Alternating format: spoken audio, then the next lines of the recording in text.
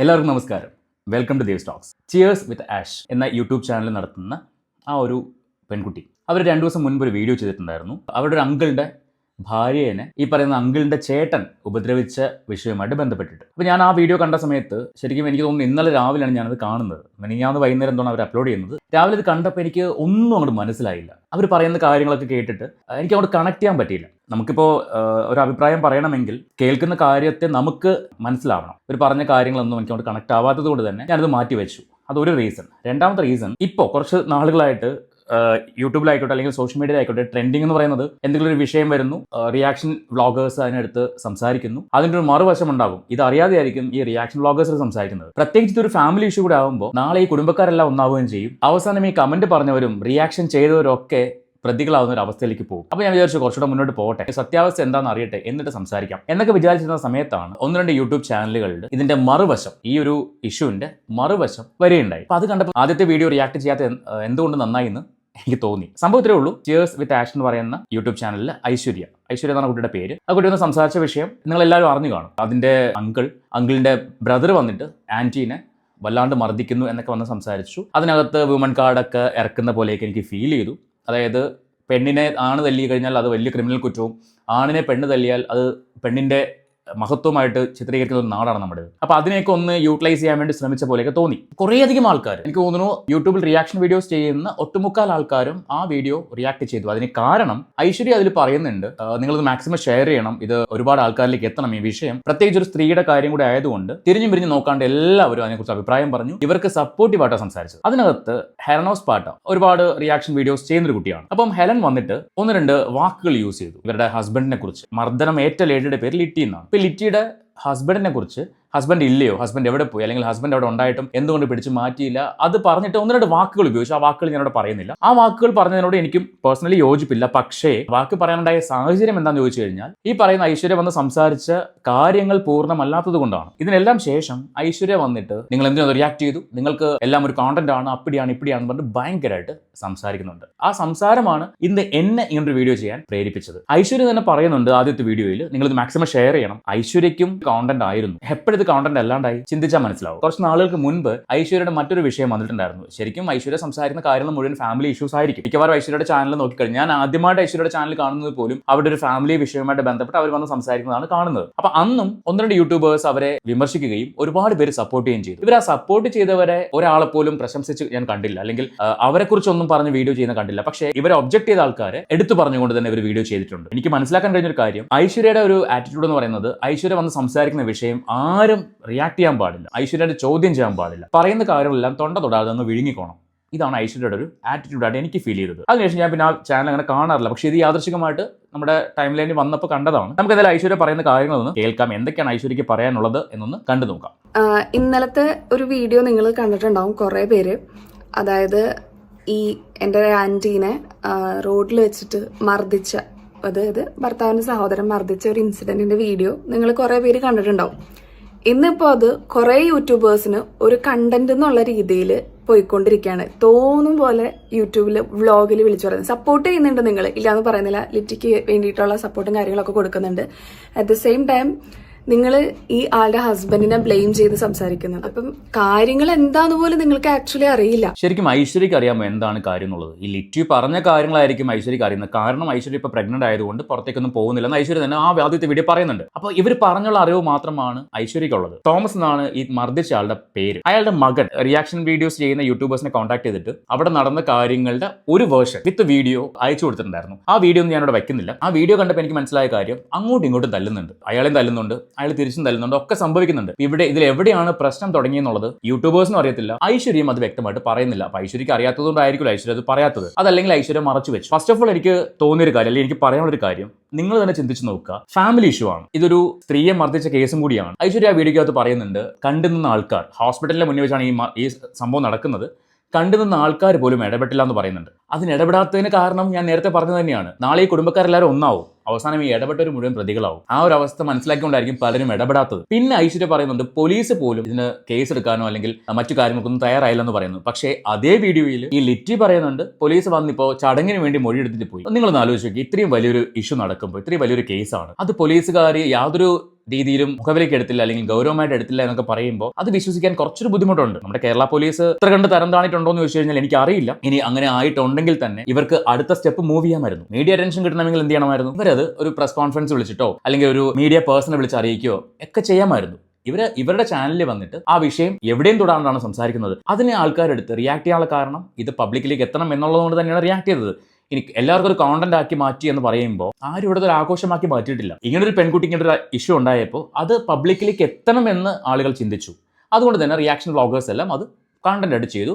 അതും ലിറ്റിക്ക് അനുകൂലമായിട്ടാണ് ആദ്യം സംസാരിച്ചത്. പക്ഷേ ഇതിന്റെ മറുവശം കേട്ടപ്പോഴാണ് രണ്ട് സൈഡ് ഉണ്ടല്ലോ എന്ന് ആൾക്കാർ ചിന്തിക്കുന്നതും ഐശ്വര്യ പറഞ്ഞതിന് അഗെയിൻസ്റ്റ് ആയിട്ട് വന്നെന്ന് ഐശ്വര്യക്ക് മനസ്സിലായപ്പോൾ ഐശ്വര്യ അത് മുഴുവൻ ആൾക്കാരുടെ തലയിലേക്ക് കൊണ്ട് ബ്ലെയിം ചെയ്യുന്നു. അതാണ് എനിക്ക് മനസ്സിലാക്കാൻ കഴിഞ്ഞത്. ഇത് ആദ്യമേ ഒരു കോണ്ടന്റാക്കി ചിത്രീകരിച്ചത് ഐശ്വര്യ തന്നെയാണ്. ഐശ്വര്യയുടെ വീഡിയോ മോണിറ്റൈസേഷൻ ഓഫ് ഒന്നും അല്ലല്ലോ, ഓൺ ചെയ്തിട്ട് തന്നെയല്ലേ വീഡിയോ ചെയ്തത്. അപ്പോൾ കോണ്ടന്റ് ആക്കിയത് ആരാണ്? നിങ്ങളുടെ കുടുംബത്തിനകത്ത് ആരും വന്നിട്ട് നിങ്ങളുടെ അവിടെ ഇത്ര വിഷയമുണ്ടോ, നിങ്ങളുടെ അവിടെ ഇന്ന വിഷയം നടക്കുകയാണോ, ഞങ്ങൾക്കത് കോണ്ടന്റ് ആക്കണം എന്ന് പറഞ്ഞിട്ട് ആരും എടുത്തുകൊണ്ട് പോയതല്ല. നിങ്ങൾ തന്നെയാണ് ആ വിഷയം കൊണ്ട് പബ്ലിക്കിലേക്ക് ഇട്ട് കൊടുത്തത്. പബ്ലിക്കിലേക്ക് ഇടുന്നത് വരെ അത് നിങ്ങളുടെ പേഴ്സണൽ കാര്യമാണ്. പബ്ലിക്കിലേക്ക് ഇട്ട് കഴിയുമ്പോൾ അതിനെക്കുറിച്ച് ആൾക്കാർ അഭിപ്രായം പറയും. ചിലർ കമന്റിലൂടെ പറയും, ചിലർ അത് റിയാക്ട് ചെയ്ത് സംസാരിക്കും. അഭിപ്രായ പ്രകടനങ്ങൾ പല രീതിക്കായിരിക്കും സംഭവിക്കുക. അപ്പൊ അത് നിങ്ങൾക്ക് അനുകൂലമായിട്ട് തന്നെ വരണമെന്ന് വാശി പിടിക്കാൻ പറ്റില്ല. അതിനകത്ത് രണ്ട് സൈഡും ചിന്തിച്ചിട്ടായിരിക്കും ആൾക്കാർ പലരും സംസാരിക്കുന്നത്. ചിലർ ഒരു വശം മാത്രം ചിന്തിച്ച് സംസാരിക്കും. ബാക്കി കേൾക്കാം. അവിടെ ആളെ മർദ്ദിച്ചതും സംഭവങ്ങളും സ്വത്ത് തർക്കത്തിന്റെ പേരിലുള്ള കാര്യങ്ങൾ മാത്രമേ നിങ്ങൾക്ക് അറിയുള്ളൂ.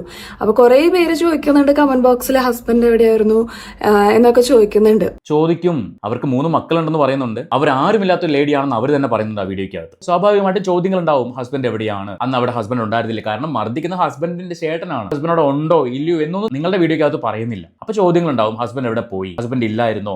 അല്ലെങ്കിൽ ഹസ്ബൻഡ് കണ്ടു നിന്നിട്ട് പിടിച്ചു മാറ്റാത്തതാണോ? പല രീതിക്കും ചോദ്യങ്ങൾ വരും. അതിനകത്ത് ഹെലൻ പറഞ്ഞ കാര്യം ഇവരൊന്ന് കോട്ട് ചെയ്ത് സംസാരിക്കുന്നുണ്ട്. നമുക്കൊന്ന് കേട്ടിട്ട് അതിനെക്കുറിച്ച് സംസാരിക്കാം. എനിക്ക് പറയാനുള്ളത്, before knowing the truth you have no rights to call summon മൊണ്ണ, അല്ലെങ്കിൽ എന്തിനാ കല്യാണം കഴിച്ചത്, നിങ്ങൾ എന്തിനാ പെണ്ണ് കെട്ടിയത്. ഓൾറെഡി വലിയൊരു ഇഷ്യൂല് മാനസികാവസ്ഥയിൽ ആ പെൺകുട്ടി പോയിക്കൊണ്ടിരിക്കുകയാണ്. നിങ്ങൾ യൂട്യൂബേഴ്സിന് ഇത് ഭയങ്കര ആഘോഷമാക്കി സെലിബ്രേറ്റ് ചെയ്യാനും നിങ്ങളുടെ കണ്ടന്റിന് വേണ്ടിയിട്ട് ചെയ്യാനുള്ള ഒരു പ്ലാറ്റ്ഫോം ആക്കി മാറ്റരുത്. ഐശ്വര്യ എന്തിനു വേണ്ടിയായിരുന്നു ഇതൊരു വീഡിയോ ആക്കി ചെയ്തത്? എന്തിനു വേണ്ടിയായിരുന്നു? സത്യസന്ധമായിട്ട് ഐശ്വര്യ ഒന്ന് ചിന്തിച്ചു നോക്കുക. ഇപ്പൊ ഞാൻ എന്റെ ഫാമിലിയിലെ ഒരു വിഷയം പുറം ലോകം അറിയണമെന്ന് ചിന്തിക്കുമ്പോഴാണ് അതൊരു വീഡിയോ ആക്കി മാറ്റി സോഷ്യൽ മീഡിയ കൂടി സ്പ്രെഡ് ചെയ്യുന്നത്. ഇനി പുറം ലോകം അറിയുന്നത് എങ്ങനെയാണ്? ഈ റിയാക്ഷൻ വ്ളോഗേഴ്സോ അല്ലെങ്കിൽ അതേക്കുറിച്ച് കമന്റ് ഇടുന്ന ആൾക്കാരോ ഒക്കെ അഭിപ്രായങ്ങൾ പറഞ്ഞ് അല്ലെങ്കിൽ എഴുതിയൊക്കെയാണ് പുറം ലോകത്തിലേക്ക് എത്തുന്നത്. അതല്ലെങ്കിൽ പിന്നെ ഞാൻ നേരത്തെ പറഞ്ഞ പോലെ മീഡിയ അപ്രോച്ച് ചെയ്ത് അവരൊരു പ്രസ് കോൺഫറൻസ് ഒക്കെ വിളിച്ച് ഇതൊരു വിഷയമാക്കി മാറ്റി TV മാധ്യമങ്ങളിലൊക്കെ വന്ന് അങ്ങനെ ഒരു വിഷയമാക്കി മാറണം. എങ്കിൽ മാത്രമേ പോലീസ് കേസ് എടുക്കുള്ളൂ. എങ്കിൽ അങ്ങനെയാണ് ചെയ്യേണ്ടത്. പക്ഷെ ഐശ്വര്യയുടെ ചാനൽ ഏകദേശം 3 ലക്ഷത്തോളം സബ്സ്ക്രൈബേഴ്സ് ഉള്ള ഒരു ചാനലിൽ ഇത് വീഡിയോ ചെയ്യുമ്പോൾ സ്വാഭാവികമായിട്ടും ആൾക്കാർ ഇത് റിയാക്ട് ചെയ്യും. ആദ്യം ലിറ്റിക്ക് അനുകൂലമായിട്ട് സംസാരിച്ചു. അതിനുശേഷം മറ്റേ സൈഡും കൂടെ കേട്ടപ്പോൾ തോമസിന്റെ മകൻ വന്ന് സംസാരിച്ചു. ആ വീഡിയോ എല്ലാം കൂടി കണ്ടപ്പോൾ രണ്ടുപേരുടെ ഭാഗത്തും എവിടേക്കോ പ്രശ്നങ്ങളുണ്ടെന്ന് മനസ്സിലായപ്പോൾ ആളുകൾ ന്യൂട്രലാകാൻ തുടങ്ങി. ഈ ന്യൂട്രലായപ്പോൾ ഇവരുടെ സപ്പോർട്ട് കുറഞ്ഞപ്പോൾ എന്താ സംഭവിച്ചത്? യൂട്യൂബേഴ്സ് എല്ലാം മോശക്കാരായി. അത് ഒരു നല്ല നിലപാടായിട്ട് എനിക്ക് പേഴ്സണലി തോന്നുന്നില്ല. ഐശ്വര്യ തന്നെയാണ് നിങ്ങളുടെ ഫാമിലി ഇഷ്യൂ പബ്ലിക്കിലേക്ക് എറിഞ്ഞു കൊടുത്തത്. എന്നിട്ട് അത് ആരും സംസാരിക്കാൻ പാടില്ല. അങ്ങനെയാണ് നിങ്ങൾ അതിലൊരു ഡിസ്ക്ലൈമർ എഴുതി വെക്കണമായിരുന്നു. ഇത് റിയാക്ഷന് വേണ്ടിയുള്ള വീഡിയോ അല്ല, ഞാൻ ജസ്റ്റ് എന്റെ മനസ്സമാധാനത്തിന് വേണ്ടി വീഡിയോ ചെയ്തതാണ് എന്നും പറഞ്ഞ് എഴുതി വെക്കണമായിരുന്നു.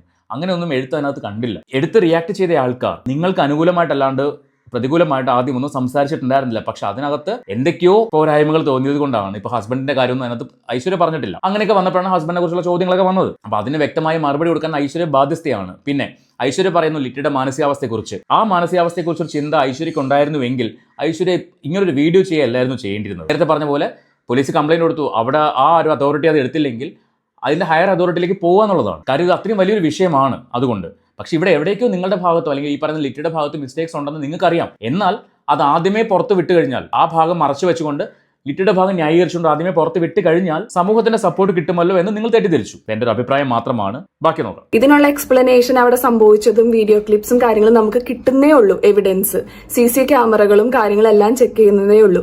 അതേപോലെ തന്നെ ഓട്ടോ സ്റ്റാൻഡിൽ ഉണ്ടായിരുന്ന കുറെ പേര് വീഡിയോസ് എടുത്തിട്ടുണ്ടെന്ന് പറയുന്നു. അത് നമുക്ക് കിട്ടിയിട്ടില്ല. വീട്ടിൽ നടന്ന സംഭവങ്ങളെ മാക്സിമം ആൾക്ക് കവർ ചെയ്യാൻ പറ്റുന്നത് ആളും എടുത്തിട്ടുണ്ട്. ഇതൊക്കെയാണ് നമ്മുടെ കയ്യിൽ ഇപ്പോൾ ഉള്ള എവിഡൻസ്. സോ ഇതെല്ലാം കിട്ടിയതിന് ശേഷമാണ് നമുക്ക് വീഡിയോ ഔട്ട് ചെയ്യാൻ പറ്റുള്ളൂ. മതിയായിരുന്നല്ലോ. ഇവിടെ ആരാ അത്യാവശ്യപ്പെട്ട് പറഞ്ഞത് വീഡിയോ ഇന്ന് വേണം നാളെ വേണമെന്ന്? ഒരു യൂട്യൂബേഴ്സ് നിങ്ങളോട് ആവശ്യപ്പെട്ടിട്ടില്ല. നിങ്ങൾ ഇന്ന് ഈ വീഡിയോ പുറത്തുവിടണം എങ്കിൽ മാത്രമേ മാധ്യമ ശ്രദ്ധ കിട്ടുള്ളൂ എന്നൊന്നും ആരും പറഞ്ഞില്ല. നിങ്ങൾക്ക് വിത്ത് പ്രൂഫ് എല്ലാ കാര്യങ്ങളും എല്ലാ വീഡിയോസും നിങ്ങളുടെ കയ്യിൽ കിട്ടിയതിന് ശേഷം മാത്രം നിങ്ങൾക്ക് അങ്ങനെ വീഡിയോ ചെയ്താൽ മതിയായിരുന്നല്ലോ. അതിന് മുന്നേ എല്ലാം കിട്ടുന്നതിന് മുൻപ് തന്നെ നിങ്ങൾ ലിറ്റി പറഞ്ഞ കാര്യങ്ങൾ വെച്ചിട്ട് ഞാനിപ്പോൾ ഒരാളെ തല്ലിയ കാര്യം പറയുന്നതിന് മുൻപ് തന്നെ ഞാൻ പറയുന്നത് അവൻ എന്നെ ഇങ്ങോട്ട് അടിച്ചു, അതുകൊണ്ട് ഞാൻ തിരിച്ചടിച്ചു എന്നായിരിക്കും പറയുന്നത്. ആദ്യമേ അടിച്ചത് ഞാനായിരിക്കും. പക്ഷെ ഞാൻ പറയുന്നത് എന്തായിരിക്കും? അവൻ എന്നെ തല്ലിയപ്പോൾ, അല്ലെ അവൻ എൻ്റെ അമ്മയ്ക്ക് വിളിച്ചപ്പോൾ ഞാൻ അവനെ തല്ലി എന്നായിരിക്കും പറയുന്നത്. അതേ കാര്യമാണ് ഇവിടെ സംഭവിച്ചിട്ടുള്ളത്. ഇവിടെ ആദ്യമേ നിങ്ങൾ വന്ന് പബ്ലിക്കിനോട് ഇങ്ങനെ കാര്യങ്ങൾ സംഭവിച്ചെന്ന് പറയുന്നു, ലിറ്റിയുടെ ഡ്രസ്സ് വലിച്ചു കയറിയെന്നും അല്ലെങ്കിൽ അവിടെ പിടിച്ചു ഇവിടെ പിടിച്ചു എന്നൊക്കെ പറയുന്നുണ്ട്. ഈ കാര്യം നിങ്ങൾ പറഞ്ഞ അറിവാണ് സൊസൈറ്റിക്കുള്ളത്. ആ സൊസൈറ്റിയിൽ കമന്റ് ചെയ്യാൻ പറ്റുന്നവർ കമന്റ് ചെയ്തു, റിയാക്ട് ചെയ്യാൻ പറ്റുന്നവർ അത് മുഴുവൻ നിങ്ങൾക്ക് അനുകൂലമാവാത്തതിന്റെ ഫ്രസ്ട്രേഷനാണ് നിങ്ങൾ പിന്നെ ഈ വീഡിയോയിൽ വന്നിട്ട് സംസാരിക്കുന്നത്. അപ്പോൾ അതുകൊണ്ട് നിങ്ങൾക്ക് തെളിവുകൾ ഒന്നും കിട്ടിയിട്ടില്ലെങ്കിൽ പിന്നെ നിങ്ങൾ എങ്ങനെ സംസാരിക്കും? നിങ്ങൾ ആ തെളിവുകൾ കിട്ടിയതിന് ശേഷം ഈ CCTV ഫുട്ടേജ് ആയിക്കോട്ടെ അല്ലെങ്കിൽ വീഡിയോസ് എടുത്ത ആൾക്കാരുടെ വീഡിയോസ് ആയിക്കോട്ടെ, അത് കിട്ടിയതിന് ശേഷം നിങ്ങൾ സംസാരിച്ചാൽ മതിയായിരുന്നു. അത് നിങ്ങൾ ചെയ്തില്ല. നിങ്ങൾ അതിന് മുന്നേ നിങ്ങളുടെ ഭാഗം ന്യായീകരിച്ചുകൊണ്ട് അല്ലെങ്കിൽ ലിറ്റിയുടെ ഭാഗം ന്യായീകരിച്ചുകൊണ്ട് നിങ്ങൾ വീഡിയോ ചെയ്ത് എന്തിനു വേണ്ടി? അപ്പൊ അതിന് മുന്നേ ആയിട്ട് ഹസ്ബൻഡ് എവിടെയായിരുന്നു എന്ന് ചോദിച്ചിട്ട് ഒത്തിരി പേര് കമന്റ് ആയാലും ചെയ്തിട്ടുണ്ടായിരുന്നു. ഞാൻ ഓൾറെഡി പറഞ്ഞിട്ടുണ്ടായിരുന്നു ആൾക്ക് 3 കുട്ടികളുണ്ട് എന്നുള്ള കാര്യം. ഒരു പൊടിക്കുഞ്ഞും ആ സംഭവം നടക്കുന്ന സമയത്ത് ആളുടെ കയ്യിലാണ്. ഇളയ കുട്ടിയും ആളുടെ അമ്മയുടെ അടുത്താണ്. മൂത്ത കുട്ടി ഭക്ഷണം പോലും അന്നത്തെ ദിവസം കഴിക്കാൻ പറ്റാണ്ട് ആളെ കരഞ്ഞ് ആകെ പ്രശ്നമാക്കിയിട്ട് മൂത്ത കുട്ടീനെ കൊണ്ട് ഒരു സുഹൃത്തിന്റെ വീട്ടിലേക്ക് പോയിരിക്കായിരുന്നു ആ സമയത്ത്.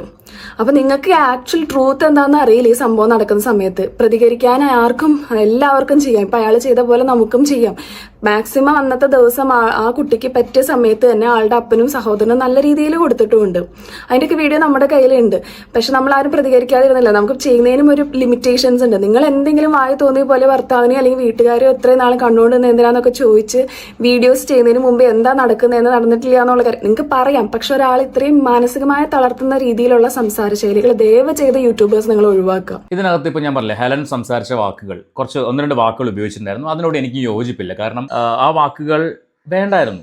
അതെനിക്ക് ഫീൽ ചെയ്തൊരു കാര്യമാണ്. പക്ഷേ നിങ്ങൾ യൂട്യൂബേഴ്സ് എന്ന് പറയുന്നത് ഈ ഐശ്വര്യ അല്ലെങ്കിൽ ചിയേഴ്സ് വിത്ത് ആഷ് എന്ന് പറയുന്ന ആ യൂട്യൂബ് ചാനൽ, ഐശ്വര്യ തന്നെ പല വീഡിയോകളിലും മുൻപ് പറഞ്ഞിട്ടുണ്ട്, എൻ്റെ ജോലി ഞാൻ റിസൈൻ ചെയ്തിട്ട് ഇപ്പോൾ യൂട്യൂബിൽ വീഡിയോ ചെയ്താണ് ഞാൻ മുന്നോട്ട് പോകുന്നതെന്ന് പറയുന്നതായിട്ട് എനിക്ക് തോന്നിയിട്ടുണ്ട്. അല്ലെങ്കിൽ ആ രീതിയിൽ സംസാരിക്കുന്ന പോലെ എനിക്ക് തോന്നിയിട്ടുണ്ട്. അതുകൊണ്ട് തന്നെ ഐശ്വര്യയും ഒരു യൂട്യൂബർ തന്നെയാണല്ലോ, അല്ലെന്ന് പറയാൻ പറ്റില്ലല്ലോ. അപ്പം നിങ്ങൾ യൂട്യൂബർ, നിങ്ങളും ഈ വീഡിയോ ഇട്ടത് എന്തിനു വേണ്ടിയാണ്? നിങ്ങൾ മോണിറ്റൈസേഷൻ ഓൺ ചെയ്തിട്ടല്ല ഇട്ടത്, ഓഫ് ചെയ്തിട്ടൊന്നല്ലോ. എല്ലാവർക്കും ആവശ്യം റവന്യൂവും കോണ്ടന്റും തന്നെയാണ്. നിങ്ങളതൊരു കോണ്ടന്റ് ആക്കി മാറ്റി, നിങ്ങളുടെ ഫാമിലി ഇഷ്യൂ നിങ്ങളൊരു കോണ്ടന്റ് ആക്കി മാറ്റി. മറ്റ് യൂട്യൂബേഴ്സ് അതിനടുത്ത് റിയാക്ട് ചെയ്തു. അതിന് വന്നിരുന്ന കരഞ്ഞിട്ട് കാര്യമില്ല. പിന്നെ പറഞ്ഞ കാര്യങ്ങൾ, ആ വാക്കുകൾ തെറ്റ് തന്നെയാണ്. ഹെലൻ ഉപയോഗിച്ച വാക്കുകൾ തെറ്റ് തന്നെയാണ്. അല്ലെങ്കിൽ എൻ്റെ കാഴ്ചപ്പാടിൽ, ഞാൻ മറ്റുള്ളവരുടെ കാര്യം എനിക്കറിയില്ല, എൻ്റെ കാഴ്ചപ്പാടിൽ ആ വാക്കുകൾ അങ്ങനത്തെ വാക്കുകളൊന്നും ഉപയോഗിക്കേണ്ട കാര്യമില്ല. പക്ഷേ നിങ്ങൾ വ്യക്തമായിട്ട് കാര്യങ്ങൾ പറയാത്തത് കൊണ്ടാണ് ഇത്തരം രീതിയിലൂടെ ചിത്രീകരിക്കപ്പെടുന്നത്. ഒരു വിഷയത്തെ അവതരിപ്പിക്കുമ്പോൾ അതിനൊരു വ്യക്തത ഉണ്ടാവണം. അല്ലെങ്കിൽ കിട്ടിയ വ്യക്തത വെച്ചിട്ട് ആൾക്കാർ റിയാക്ട് ചെയ്യും. കൊടുക്കുന്ന കാര്യം, പ്രത്യേകിച്ച് നമ്മുടെ ഫാമിലി മാറ്ററും കൂടെ ആകുമ്പോൾ, കുടുംബത്തിന്റെ കാര്യങ്ങൾ എടുത്ത് പബ്ലിക്കിലേക്ക് ഇടുമ്പോൾ ചിന്തിക്കുക, ഏതൊക്കെ രീതിയിൽ ഇത് വളച്ചൊടിക്കപ്പെടാം, ഏതൊക്കെ രീതിയിൽ ചിത്രീകരിക്കപ്പെടാം എന്ന് ചിന്തിച്ചിട്ട് വേണം കൊടുക്കാനായിട്ട്. നിങ്ങൾ അവരുടെ ഹസ്ബൻഡിനെ കുറിച്ചൊന്നും നിങ്ങൾ സംസാരിച്ചിട്ടില്ല. ഹസ്ബൻഡ് ചേട്ടൻ വന്ന് തല്ലുന്നു, അത് ചെയ്യുന്നു, ഇത് ചെയ്യുന്നു മാത്രമാണ് ആ വീഡിയോ പറഞ്ഞിട്ടുള്ളത്. ഹസ്ബൻഡ് എവിടെ പോയി എന്നുള്ള ചോദ്യം വരും. കാരണം ഒരു ഭാര്യയെ സംരക്ഷിക്കേണ്ട കടമ ഭർത്താവിനില്ലേ? ആ ഭർത്താവ് അവിടെ നോക്കുകുത്തിയെ പോലെ നിൽക്കുന്നൊരു സാഹചര്യം ഉണ്ടായിക്കഴിഞ്ഞാൽ, അല്ലെങ്കിൽ ആ ഭർത്താവ് അവിടെ ഉണ്ടോ ഇല്ലയോ എന്നുള്ളത് നിങ്ങളുടെ വീഡിയോ കാണുന്നവർക്ക് അറിയാൻ പറ്റില്ല. സ്വാഭാവികമായിട്ട് ചോദ്യങ്ങളുണ്ടാവും. ഭർത്താവ് എവിടെ പോയി, അയാൾ അവിടെ അത് നോക്കി നിൽക്കുമായിരുന്നോ എന്നൊക്കെയുള്ള ചോദ്യങ്ങളുണ്ടാവും. ഇത്ര രീതിയിലുള്ള ഭർത്താക്കന്മാരെ, എസ്പെഷ്യലി ഹെലനോസ് പാട്ടൊക്കെ, നിങ്ങൾക്ക് എന്താണ് അയാളുടെ ഭർത്താവിനെ കുറിച്ച് പറയുന്നത്? ഞാൻ ഓൾറെഡി ഇതിന് മുന്നേ എൻ്റെ ഒരു വീഡിയോയിൽ നിങ്ങൾ കാര്യം അറിയാതെ ഓരോ കാര്യങ്ങൾ സംസാരിക്കുന്നതിനെ കുറിച്ച് ഞാൻ റിയാക്ട് ചെയ്തതാണ്. ഇന്ന് നിങ്ങൾ എനിക്ക് ഇൻസ്റ്റാഗ്രാമിൽ മെസ്സേജ് അയച്ചത് എനിക്ക് റിപ്ലൈ തരാൻ തോന്നിയില്ല. എന്ത് കാര്യം തോട്ടിയിട്ട് പിടിച്ച് അതൊരു കണ്ടന്റ് ആക്കി ഇടുന്ന നിനക്കൊന്നും എനിക്ക് റിപ്ലൈ തരണമെന്നോ എനിക്കൊന്നും തോന്നിയിട്ട്. ഒരു പക്ഷേ ഇതിൻ്റെ സത്യാവസ്ഥ അറിയാൻ വേണ്ടിയായിരിക്കും ഹെലൻ മെസ്സേജ് അയച്ചത്. അതൊരു തെറ്റെനിക്ക് തോന്നുന്നില്ല. കാരണം ഇപ്പം നമ്മളാണെങ്കിലും ഒരു വിഷയം കാണുമ്പോൾ ആ വിഷയവുമായിട്ട് ബന്ധപ്പെട്ട വ്യക്തികൾക്ക് ഇൻസ്റ്റാഗ്രാമിലോ അല്ലെങ്കിൽ എങ്ങനെയെങ്കിലും അവരെ കോൺടാക്ട് ചെയ്യാൻ പറ്റുവാണെങ്കിൽ കോൺടാക്ട് ചെയ്യാൻ വേണ്ടി ശ്രമിക്കാറുണ്ട്. അതിൻ്റെ സത്യാവസ്ഥ അറിയാൻ വേണ്ടി.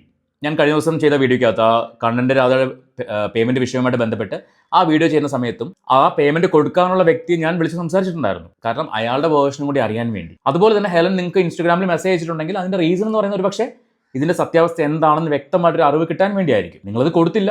അതുകൊണ്ട് ആ കുട്ടിക്ക് അറിയാവുന്ന നിങ്ങൾ പറഞ്ഞ കാര്യങ്ങൾ വെച്ചിട്ട് സംസാരിച്ചു. അത് റിയാക്ഷൻ വ്ളോഗേഴ്സ് ചെയ്യുന്ന കാര്യം തന്നെയാണ്, എല്ലാവരും ചെയ്യുന്ന കാര്യം തന്നെയാണ്. ഇനി ഞാൻ വീണ്ടും പറയുന്നു, ഹെലൻ പറഞ്ഞ ആ വാക്കുകൾ, 1-2 വാക്കുകൾ ഉപയോഗിച്ചത് തെറ്റ് തന്നെയാണ്. അത് എൻ്റെ കാഴ്ചപ്പാടിലാണ് എനിക്ക് തോന്നിയത്. മറ്റുള്ളവരുടെ കാഴ്ചപ്പാടിൽ അത് ചിലപ്പം നല്ല വാക്കുകളായിരിക്കും, എനിക്ക് അറിയില്ല കേട്ടോ. ഞാൻ എൻ്റെ കാഴ്ചപ്പാടിൽ അത് തെറ്റായ വാക്കുകൾ തന്നെയാണ് ഉപയോഗിച്ചത്. ആ വാക്കുകൾ ഉപയോഗിക്കേണ്ടായിരുന്നു, അത് ഒഴിവാക്കാമായിരുന്നു എന്ന് എനിക്ക് തോന്നിയില്ല. അതുകൊണ്ട് മനഃപൂർവ്വം തന്നെയാണ് തരാതിരുന്നത്. എന്തെങ്കിലും കാര്യം അറിയുന്നതിന് മുന്നേ ഇതുപോലെ ആരെങ്കിലും ബ്ലെയിം ചെയ്തിട്ട് സംസാരിക്കാതിരിക്കുക ദയവ് ചെയ്ത്. നിങ്ങൾ എന്തെങ്കിലും ട്രൂത്ത് അറിഞ്ഞിട്ട് വേണം ഇതുപോലെയുള്ള ആൾക്കാരെ വിളിക്കാനായിട്ട്. ആ കുട്ടിക്ക് ഇപ്പൊ എത്രത്തോളം മാനസികാവസ്ഥയിലാണ് പോയിക്കൊണ്ടിരിക്കുന്നത്? ആ കുട്ടീനെ ആ മാനസികാവസ്ഥയിലേക്ക് എത്തിച്ചത് നിങ്ങൾ തന്നെയാണ്, ഐശ്വര്യ, നിങ്ങൾ തന്നെയാണ്. കാരണം ആ വീഡിയോ ചെയ്യുമ്പോൾ നിങ്ങൾക്ക് അതിൻ്റെ ഫുൾ എവിഡൻസ് നിങ്ങളുടെ കയ്യിൽ ഉണ്ടാവണമായിരുന്നു. ഇതൊന്നുമില്ലാണ്ട് നിങ്ങൾക്ക് കിട്ടിയ അറിവ് വെച്ച് നിങ്ങൾ സംസാരിച്ചു അല്ലേ? ഐശ്വര്യക്ക് കിട്ടിയ അറിവ് വെച്ചാണ് ഐശ്വര്യ സംസാരിച്ചത്. അതല്ലാതെ അതിൻ്റെ എക്സാക്ട് എന്താണ് അവിടെ സംഭവിച്ചത്, എവിടെയാണ് പ്രശ്നം സ്റ്റാർട്ട് ചെയ്തത്, ഇതൊന്നും ഐശ്വര്യ വീഡിയോയ്ക്കകത്ത് പറയുന്നില്ല. ഒരു കാര്യം ഞാൻ വീണ്ടും പറയുന്നു, ഒരു കാര്യം പബ്ലിക്കിലേക്ക് കൊടുക്കുമ്പോൾ അതിനകത്തൊരു വ്യക്തത ഉണ്ടാവണം. നിങ്ങൾ പറയുന്ന കാര്യത്തിൻ്റെ ഫുൾ റെസ്പോൺസിബിലിറ്റി നിങ്ങളുടെ തന്നെയാണ്. പിന്നെ നിങ്ങൾ വന്നിട്ട് നിങ്ങൾ കാര്യം അറിയാതെ സംസാരിക്കരുത്. വ്യക്തത ഇല്ലാത്തതുകൊണ്ടാണല്ലോ നിങ്ങളും വ്യക്തമായിട്ട് സംസാരിക്കാത്തത്. മറ്റ് യൂട്യൂബേഴ്സിന് അത് കിട്ടിയത് എപ്പോഴാണ്? രണ്ട് സൈഡിലും മിസ്റ്റേക്സ് ഉണ്ടെന്ന് മനസ്സിലായത് ഈ പറയുന്ന തോമസിൻ്റെ മകൻ വന്ന് വിത്ത് ഓഡിയോ വിത്ത് വീഡിയോ അയച്ചു കൊടുത്തപ്പോഴാണ്. ഞാൻ അതൊന്നും ഇവിടെ വയ്ക്കാത്തത് ആ വിഷയമേ എടുത്ത് സംസാരിക്കാൻ താല്പര്യമില്ലാത്തതുകൊണ്ടാണ്. എനിക്ക് ആ വിഷയമേ എടുത്ത് സംസാരിക്കാൻ താല്പര്യമില്ലാത്തതുകൊണ്ടാണ്. കാരണം നിങ്ങളുടെ ഫാമിലി കാര്യം, നാളെ നിങ്ങൾ കുടുംബക്കാരെല്ലാം ഒന്നാവും, ലാസ്റ്റ് നമ്മൾ ബലിയാടാവും. എന്തിനാണ്? അതിൻ്റെ ആവശ്യമില്ല. പിന്നെ എന്നെ സംബന്ധിച്ച് അതൊരു കോണ്ടന്റ് അല്ലായിരുന്നു. കാരണം അതിൽ സത്യം ഏത് കള്ളം ഏത് എന്ന് വ്യക്തമായിട്ട് അറിയാൻ പറ്റില്ലായിരുന്നു. അതുകൊണ്ടാണ് ഞാൻ ആ വിഷയം എടുക്കാത്തത്. അല്ലെങ്കിൽ ഞാനത് സംസാരിക്കുമായിരുന്നു. കാരണം അത്രയും മാരകമായിട്ടൊരു ലേഡീനെ മർദ്ദിച്ച് കിടക്കുന്ന ഒരു അവസ്ഥയിൽ നമ്മൾ റിയാക്ട് ചെയ്ത് പബ്ലിക്കിലേക്ക് എത്തിക്കണം എന്നൊരു ചിന്ത എനിക്കും ഉണ്ടാവും. എന്നാൽ അതിനകത്തൊരു വ്യക്തത ഇല്ലാത്തതുകൊണ്ടാണ് ഞാനത് ചെയ്യാത്തത്. അതുകൊണ്ട് തന്നെ എനിക്കതൊരു കോണ്ടന്റ് അല്ല. നോക്കാം. വെറുതെ ഒരു പ്രശ്നങ്ങൾക്ക് ശേഷം പിന്നെയും ഓരോ കുടുംബാലൊക്കെ ഉണ്ടാക്കാൻ നിങ്ങൾ ദൈവത്തോർത്ത് വഴി വെക്കരുത്. എനിക്കത്രേ പറയാനുള്ളൂ. സോ എന്താണെങ്കിലും ഞാനിപ്പോൾ ഇത് പറയേണ്ടി വന്നത്, ആൾക്കിതും ഭയങ്കര പ്രഷറുണ്ട്, നമ്മളെ ഫാമിലിയിലെ ആൾക്കാർക്ക് നല്ലൊരു പ്രഷറുണ്ട്. അപ്പം ഇതിന്റെ കാര്യങ്ങൾ ഫുൾ ഡീറ്റെയിൽഡ് വീഡിയോ എങ്ങനെയാണെന്നുള്ളതൊക്കെ നമുക്ക് വഴിയെ ഈ എവിഡൻസ് എല്ലാം കളക്ട് ചെയ്തതിന് ശേഷം കിട്ടിയതിന് ശേഷം നമുക്ക് എല്ലാ ക്ലാരിഫിക്കേഷനും ആ സമയത്ത് ഞാൻ തരാം. ഇപ്പം അതിനെ പറ്റിയൊരു സാഹചര്യം അല്ല. എനിക്ക് ഈ പ്ലാറ്റ്ഫോം എന്ന് പറയുന്നത് ഇപ്പോൾ എനിക്ക് വേണ്ടി വന്നത് മാധ്യമങ്ങളിലേക്ക് എത്തിച്ച് മാക്സിമം ഇതിനെതിരെ ഒരു ആക്ഷൻ എടുക്കുക എന്നുള്ളത് മാത്രമായിരുന്നു. കാരണം നമ്മൾ പോകേണ്ട വഴിക്കെല്ലാം പോയിട്ട് നമുക്ക് ഇതിന് വേണ്ടിയിട്ട് ഒരു ജസ്റ്റിസ് കിട്ടിയില്ല. മാധ്യമങ്ങളിലേക്ക് എത്തിക്കാൻ നിങ്ങൾ യൂട്യൂബിൽ കൊണ്ട് വീഡിയോ ഇട്ടാൽ മാധ്യമങ്ങൾ എടുക്കുന്ന എന്താ ആരാ പറഞ്ഞത്? കുറേ ഓൺലൈൻ മീഡിയാസ് എടുക്കുമായിരിക്കും. അതിലപ്പുറം മെയിൻ സ്ട്രീമിലുള്ള ഒരു മാധ്യമങ്ങളും എടുക്കില്ല. നിങ്ങൾ അത് ചെയ്യേണ്ടത് നേരത്തെ പറഞ്ഞ പ്രസ് കോൺഫറൻസോ അല്ലെങ്കിൽ ഈ പറയുന്ന ഏഷ്യാനെറ്റ് അല്ലെങ്കിൽ മറ്റ് മെയിൻ സ്ട്രീമിൽ നിൽക്കുന്ന ചാനലുകളെ വിളിച്ചിട്ട് ഈ കാര്യം സംസാരിക്കുകയായിരുന്നു ചെയ്യേണ്ടത്. നിങ്ങൾ അതല്ല ചെയ്തത്. രാത്രിക്ക് രാത്രി വീഡിയോ ചെയ്തിട്ടു. അപ്പോൾ നിങ്ങൾ എന്താ വിചാരിച്ചാൽ ഇത് വലിയ രീതിയിൽ വൈറലാവും, അപ്പോൾ മാധ്യമങ്ങൾ എടുക്കും? എടുക്കത്തില്ല. എന്നിട്ട് ഇപ്പോൾ എടുത്തോ? പിന്നെ നിങ്ങൾ പറയും നിങ്ങൾ പോവേണ്ട വഴികളിലൂടെയൊക്കെ പോയി അവിടെ നിന്നും നീതി കിട്ടാത്തത് കൊണ്ടാണ് വീഡിയോ ഇട്ടതെന്ന്. നിങ്ങൾ പറയേണ്ടത് വനിതാ കമ്മീഷനിൽ വിളിച്ചിട്ടും അവരിപ്പോൾ വിളിക്കാമെന്ന് പറഞ്ഞത് എനിക്കറിയത്തില്ല. അങ്ങനെയൊക്കെ വനിതാ കമ്മീഷനൊക്കെ വിഷയം അറിയുന്നതിന് മുമ്പ് അവരിങ്ങോട്ട് പറയുമെന്നുള്ളത് എനിക്കറിയില്ല. അവരിപ്പോൾ വിളിക്കാമെന്ന് പറഞ്ഞു. അതുപോലെ CIയുടെ ഓഫീസ് എവിടേക്കോ വിളിച്ചിട്ട് അവരിപ്പോൾ വിളിക്കാമെന്ന് പറഞ്ഞു. യാതൊരു റെസ്പോൺസും തന്നില്ല എന്നൊക്കെ പറയുന്നുണ്ടായിരുന്നു. എല്ലാവരും ഒരുപോലെയൊക്കെ പെരുമാറുമോ? നിങ്ങൾ തന്നെ പറയുന്നു റോഡിൽ നിന്ന് കാണികൾ പോലും തിരിഞ്ഞു നോക്കിയില്ല, അല്ലെങ്കിൽ ഈ ഹയർ അതോറിറ്റിയിൽ അറിയിച്ചിട്ട് അവരാരും മൈൻഡ് ചെയ്തില്ല. എല്ലാവരും ഒരുപോലെ ബിഹേവ് ചെയ്യും. അവിടേക്കാണ് എനിക്ക് കണക്ട് ആയിട്ടില്ല എന്ന് ഞാൻ പറഞ്ഞത്. കണക്ട് ആവാത്തതുകൊണ്ട് ഞാനിത് ചെയ്യാത്തതിൻ്റെ റീസൺ അതൊക്കെയാണ്. എന്തായാലും ഇതൊക്കെയാണ് എനിക്ക് പറയാനുള്ളത്. ഐശ്വര്യ ചിന്തിക്കേണ്ട ഒരു പോയിന്റ്, ഐശ്വര്യ പറയുന്നത് മാത്രമല്ല ശരി.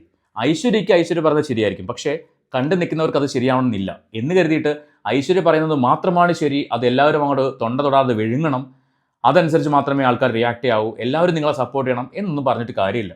പൊതുജനം പല വിധമാണ്, പലർക്കും പല രീതിയിലുള്ള അഭിപ്രായങ്ങളുണ്ടാവും, അവരത് പറയും. അല്ലെങ്കിൽ നിങ്ങൾ നിങ്ങളുടെ പേഴ്സണൽ കാര്യങ്ങൾ പബ്ലിക്കിലേക്ക് ഇടാതിരിക്കുക. പബ്ലിക്കിലേക്ക് കൊടുത്തിട്ട് ആരും ഇതേക്കുറിച്ച് സംസാരിക്കാൻ പാടില്ല, ഇത് ഞാനിട്ടത് എൻ്റെ റീച്ചിന് വേണ്ടിയാണ് എന്നൊരു കാഴ്ചപ്പാടാണെങ്കിൽ, നിങ്ങൾക്കിത് കോണ്ടന്റ് അല്ലെങ്കിൽ നിങ്ങളെ മോണിറ്റൈസേഷൻ ഓഫ് ചെയ്തിടണമായിരുന്നു. അപ്പോൾ ഇതൊക്കെ ഐശ്വര്യ സംസാരിച്ച കാര്യങ്ങൾ ക്രിട്ടിസൈസ് ചെയ്യപ്പെട്ടപ്പോൾ ഐശ്വര്യയ്ക്ക് അങ്ങോട്ട് സഹിച്ചില്ല. അതിൻ്റെ ഒരു റിയാക്ഷനാണ് ഈ വീഡിയോയിൽ എനിക്ക് ഫീൽ ചെയ്തത്. അപ്പോൾ ഇനിയെങ്കിലും ഒരു കാര്യം പബ്ലിക്കിലേക്ക് കൊടുക്കുമ്പോൾ അതിൻ്റെ ഒരു വ്യക്തത ഉണ്ടാക്കിയിട്ട് കൊടുക്കുക. അല്ലാണ്ട് ചാടിക്കയറി വീഡിയോ ചെയ്ത് ഒരു സഹതാപ തരംഗം ഉണ്ടാക്കാൻ വേണ്ടി ചെയ്തിട്ട് അവസാനം പിന്നെ ഏറെ പോയി എന്ന് കരഞ്ഞിട്ടൊന്നും ഒരു കാര്യമില്ല. എനിവേ, ലിറ്റിയുടെ ഭാഗത്താണ് ന്യായമെങ്കിൽ ലിറ്റിക്ക് നീതി കിട്ടട്ടെ. അതല്ല, ലിറ്റിയുടെ ഭാഗത്ത് എന്തെങ്കിലും തെറ്റുകളുണ്ടെങ്കിൽ അതും ചോദ്യം ചെയ്യപ്പെടട്ടെ എന്ന് മാത്രമേ ഈ ഒരു കാര്യത്തിൽ എനിക്ക് പറയാനുള്ളൂ. Thank you.